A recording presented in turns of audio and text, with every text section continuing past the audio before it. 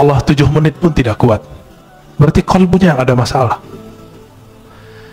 Wa idza fasadat fasadal jasadu kulluh. Jika telah rusak kecocokannya, maka rusaklah semua yang di tubuh. Ala wahyal qalb. Ala bahasa Arab itu litanbih. Artinya ketahuilah gitu. Wahyal qalb itu adalah kalbu. Saya tidak mau berbicara ini kalbu secara kedokteran, walaupun hadis ini bisa dibawa ke ilmu tib, ilmu kedokteran. Tapi itu ilmu rohani. Al-qalb, kena kata kalbu di Quran lebih dari 100 kali dengan jamak dan mufrad. Ada lebih dari 100 kali, semua menyebutkan tentang ahwal rohani, bukan ahwal jasmani. Jadi jika ada dokter ngotot menggunakan hadis ini untuk perkara yang zahir, silakan. Tapi kita menggunakan hadis ini sesuai yang diturunkan Nabi Sallallahu Alaihi Wasallam. Jika si kalbu itu tawadhu, maka rukuknya terasa nikmat. Maka Bapak Saudara Allah, ketika imam itu kunut, tidak ada perasaan ingin keluar dari imam jika tidak berkunut. Perasaannya biasa aja. Bisa ikut kunut, bisa tidak. Tapi tidak ada perasaan ingin keluar dari imam. Imamnya ahli bid'ah. Nggak ada perasaan itu. Terbersih ada perkataan itu di kalbu, dia sudah rusak. Bagaimana mungkin di dalam sholat kita buruk sangka dan mengatakan seseorang itu buruk gitu. Betapa buruknya rohani ini. Oleh karena itu kami, meskipun misalnya diimami oleh seseorang yang tidak hafal Quran, bacaannya salah-salah, itu kita biarin aja dulu. Nanti selesai sholat kalau nggak ada orang baru kita kasih tahu. Kenapa? Siapa yang menggerakkan dia jadi imam? Salah siapa kita nggak maju jadi imam? Gitu. Bapak selamatkan Allah, satu kali guru kami wafat, Maulana Syekh Muhammad Nuruddin Al-Khalidi An-Naqsyabandi.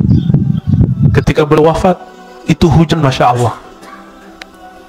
Imam Az-Zahabi menyebutkan suatu perkataan dari seorang imam ahli hadis di abad ke-6 Hijriah.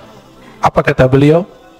Ciri-ciri seseorang itu meninggal dirahmati Allah, maka Allah kirim malaikat dalam bentuk awan. Fayughfar lahu, maka diampuni baginya. Kalau guru saya ini bukan hanya awan, itu hujan dari beliau sakaratul maut sampai esok pagi, sampai kemudian kita kuburkan, itu hujan gak berhenti. Apa yang ajaib? Keluar dari rumah, itu rumah gadang ya. Turun dari rumah itu ketika kita bawa keranda, itu hujan berhenti. Kayak ada yang kendaliin. Masuk masjid, hujan deras, dan itu sangat ajaib.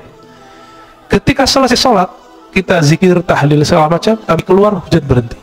Tapi di saat ketika mau jadi imam, orang yang beliau angkat jadi wakilnya, itu seorang yang ummi, bacaan Qur'annya nggak bagus.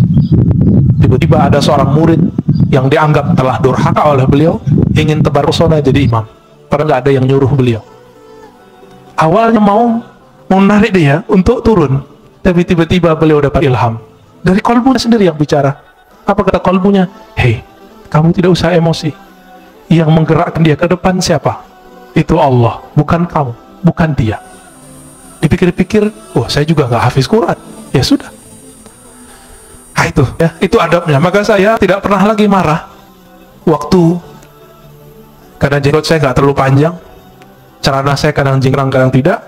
Satu kali di satu masjid, kita masuk, semua jamaah sudah siap mempersilakan saya jadi imam. Karena saya ustadz di situ. Tiba-tiba dia nyelonong dari luar masjid, keluar, masuk, dan kita lihat, wow, penampilannya sangat perfect. Celananya jingkrang, jenggotnya panjang, pakai kopiah. Emang sangat perfect. Tapi nggak salam, nggak kalam. Ya udah, akhirnya saya yang komat. Kenapa? Ingat kalimat yang tadi. Siapa yang menggerakkan dia? Allah. Karena seandainya dia jadi makmum, dia akan benci kepada saya. Dan salah satu imam yang Allah tidak ridhoi jika makmumnya tidak ridho kepadanya, jika ridhonya tidak berkaitan dengan syariat, tidak masalah. Tapi kalau berkaitan, itu bermasalah.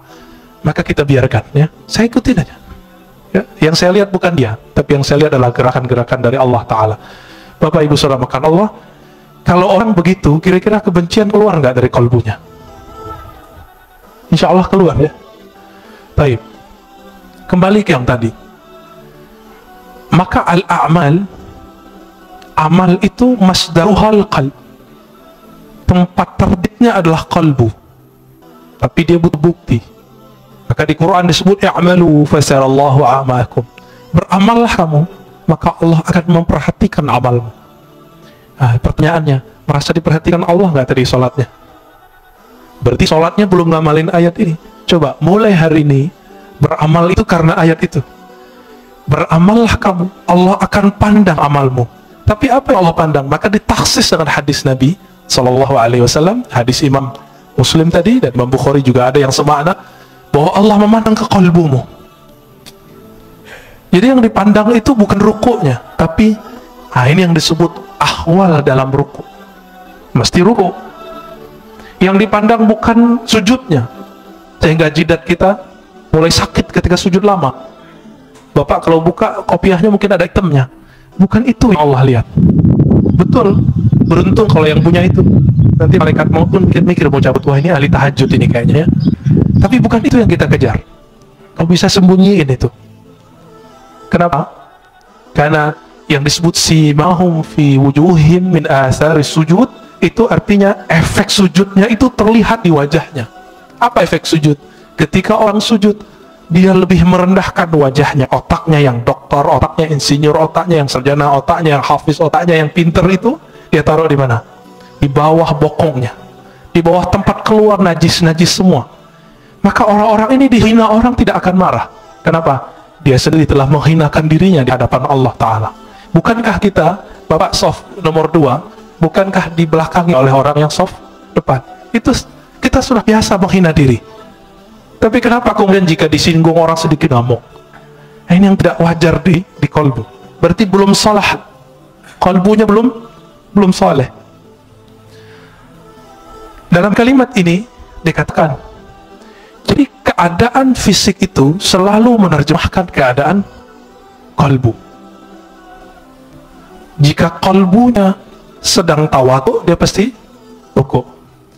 Jika kolbunya sedang bersah diri, pasti dia mengatakan la haula wala quwata illa billah. Jika kolbunya sedang menta'zim Allah, pasti dia mengagumi dan mengatakan subhanallah. Subhanallah itu bukan maha suci, itu terjemahan biasa. Subhanallah artinya maha hebat engkau ya Allah. Bapak saudara Allah ikhwan akhwat fillah. Oleh karena itu Nabi SAW 13 tahun itu tidak diwajibkan sholat. Coba lihat berapa lama Rasulullah berdakwah? 13 tambah 11. 13 tahun gak wajib sholat kecuali sekali semalam. Sholat Al-Muzammil, Umil Layla, bangunlah malam hari, itu aja.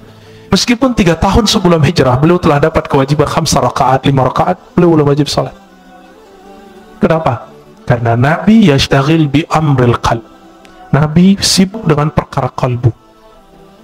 Coba lihat ayat pertama turun, Iqra, bacalah surat Muzammil, wazkurisma rabbik, sebutlah nama Rabbmu. Menyebut nama Allah, membaca nama Allah itu dengan kalbu baru terasa, ya, baru pakai lisan. Makanya beberapa ulama kita zikir ya Allah, ya Allah, Allah, Allah, Allah, itu ngamalin surat Al-Muzammil itu. Nggak usah pakai dalil-dalil aneh, itu dalilnya. Ini kan susah-susah debat, ya, nyari-nyari dalil. Karena ada ustadz yang mengatakan bid'ah zikir Allah, Allah. Kenapa? Zikir harus dengan kalimat yang jumlahnya kamilah, jumlah mufidah, kalimat yang lengkap. Memang kalimat Allah kurang lengkap.